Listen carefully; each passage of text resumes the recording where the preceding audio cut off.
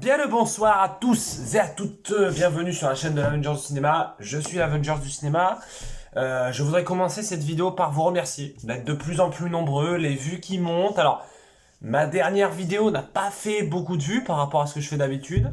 Peut-être que c'est la période, parce que les gens travaillent, les gens sortent dans les bars, les gens n'ont pas le temps de voir mes vidéos, ou tout simplement que le film n'est pas intéressant, ce qui est entièrement vrai, puisque Army of the Dead, c'est de la merde. Bref, aujourd'hui on va se retrouver pour parler d'un diptyque. Alors un diptyque, c'est une saga de 2 films, voilà.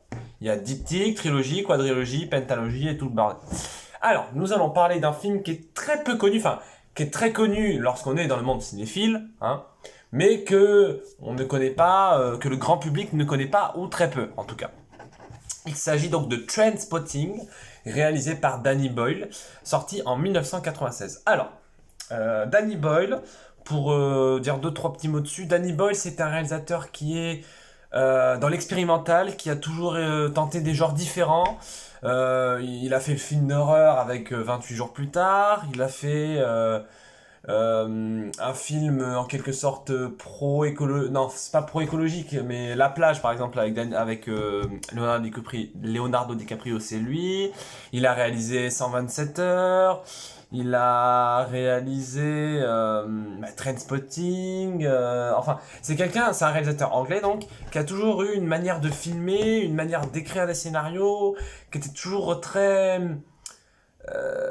expérimental, très novateur en fait. Et dans les années 90, 80, 96 donc, au moment où c'est sorti Trainspotting, ça a été un peu une petite bombe finalement, parce que c'était novateur, c'était déjanté, c'était complètement taré, c'était fou, c'était des trucs qui avaient pas ou peu été faits auparavant dans le domaine. Alors, concrètement, le style du film, c'est pas une comédie, c'est pas un drame, c'est un film de drogué finalement. Ça raconte donc l'histoire de Mark Renton, interprété par le grand Ewan McGregor, n'est-ce pas? Obi-Wan, pour ceux qui le savent.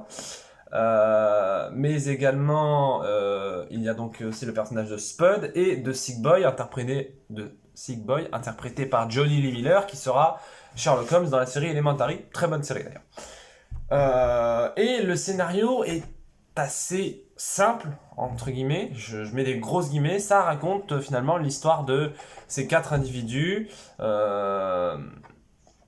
qui sont accros à toutes sortes de produits stupéfiants, héroïne, cocaïne, ce que tu veux, bétadine, Advil, enfin bref, tu connais. Et Mark Renton va tenter de se sortir finalement de cette addiction, mais il va se rendre compte en fait que tant qu'il sera avec ses amis, il sera toujours addict à la drogue. Ses amis ont une mauvaise influence sur eux, et voilà. Et ce qui est très très novateur pour ce film, alors, c'est pas vraiment la manière de jouer, même s'il y a une manière de jouer, une manière de construire le personnage qui est fort intéressante. C'est tout simplement la manière de filmer, les plans, la photographie, la colorimétrie, le montage est incroyable, la BO est complètement tarée. En fait, le film se rapprocherait presque du style de Guy Ritchie, finalement, pour ceux qui savent un peu de quoi je parle. Donc, Trainspotting, c'est un excellent film. Le scénario est très simple, mais il est bien développé. Et l'acting le jeu d'acteur épouse bien comme il faut le scénario. Et c'est extrêmement plaisant à suivre, finalement. Donc non, c'est assez incroyable. Ça a été une petite bombe dans l'univers cinématographique. Ça a été une petite claque pour moi que j'ai pris. On va se calmer. Non, ça a été une petite claque donc que j'ai pris. Visuellement, c'est épatant. La photographie est très lisse, très pop, très pop anglaise des années 80-90. Il y a de la vie, mais ça prouve que concrètement, il ne faut pas prendre de la drogue. Mais là où c'est intéressant, c'est que c'est ce qu'on appelle un film qui ose. Trainspotting, c'est un film qui ose parce qu'on est alors maintenant Trainspotting, si ça serait, on va y arriver. Trainspotting, si ça a été sorti aujourd'hui, bah, ça aurait été un film normal. Alors qu'à l'époque, ça montrait du sexe cru, ça montrait des gens qui prenaient des drogues, vraiment, on les voyait s'injecter, on les voyait défoncer, ça montrait la mort, l'intoxication d'un bébé, ça montrait de la violence, enfin vraiment, c'est un truc qui avait pas peur en fait. Et c'est un truc très viscéral, très visuel en fait. Mais on n'est pas, c'est beaucoup, la drogue est beaucoup plus décomplexée que dans par exemple Requiem for a Dream de Darren Aronofsky que j'ai vu avant Trainspotting, qui là montre qui va vraiment dans le pathos et dans le gras, alors que là, même si bien entendu on nous dit oui la drogue c'est mal, ça rend mal, nanani, nanana, c'est un peu plus comique finalement. Il y a des scènes qui sont à vocation à peu près comique en fait. Mais le montage est complètement taré, les plans sont dingues. En fait, c'est un film ouf. Et 20 ans plus tard, en 2017, enfin 19 années plus tard pour être exact, on a Trainspotting 2. Et alors, moi j'ai préféré Trainspotting 2, toujours par la même équipe, hein, même réalisateur, même acteur, tout ça. Ce qui est intéressant dans Trainspotting 2, c'est que c'est le film, le postulat de film que j'aime beaucoup, c'est quelqu'un qui est parti de chez lui et qui, 10, 15, 20 ans après, 30 ans après, revient chez lui et retrouve ses vieux amis, ses anciens amours, ses parents, les lieux qu'il a connus.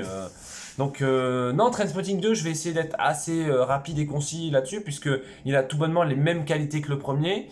Euh, Si ce n'est que, en fait, Danny Boyle, il vient nous dire, bon ben voilà, j'ai fait des films, mais j'ai envie de vous prouver que j'en ai encore sous le capot, quoi, tu vois. Le gars, il te fait des plans, mais complètement tarés, je pense. Là, le combat de fin dans Trainspotting 2, avec Gusby, bon, je sais plus comment il s'appelle, Gusby, qui, euh, qui se combat contre Ewan McGregor. Il y a un combat dans un chantier. La photographie, mais incroyable. Le montage, le cadrage, ça joue sur la profondeur des plans, sur le mouvement, sur les mouvements de caméra aussi, ça joue beaucoup sur le corps des acteurs. C'est incroyable. Trainspotting 1 et 2, alors c'est pas des chefs-d'œuvre, hein. C'est pas des chefs-d'œuvre parce que c'est pas des grands films avec des grandes thématiques psychologiques, philosophiques, par exemple comme Blade Runner. Un jour on parlera de Blade Runner. Un jour on parlera de Blade Runner. Parce que Blade Runner, c'est là. Mais non, Trainspotting 1 et 2, des films exceptionnels, tous les deux. Et puis, ça nous apprend surtout que la drogue, c'est mal. Peu importe la drogue, c'est mal. N'en prenez jamais. Jamais.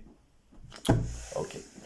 Bon, c'était l'Avengers du cinéma. On se dit à bientôt pour une prochaine vidéo. N'hésitez pas à liker la vidéo si elle vous a plu, à vous abonner, à lâcher un petit commentaire, constructif de préférence. Oui, j'ai pas aimé ta vidéo parce que nanana, je suis pas d'accord avec toi. Ça, je prends.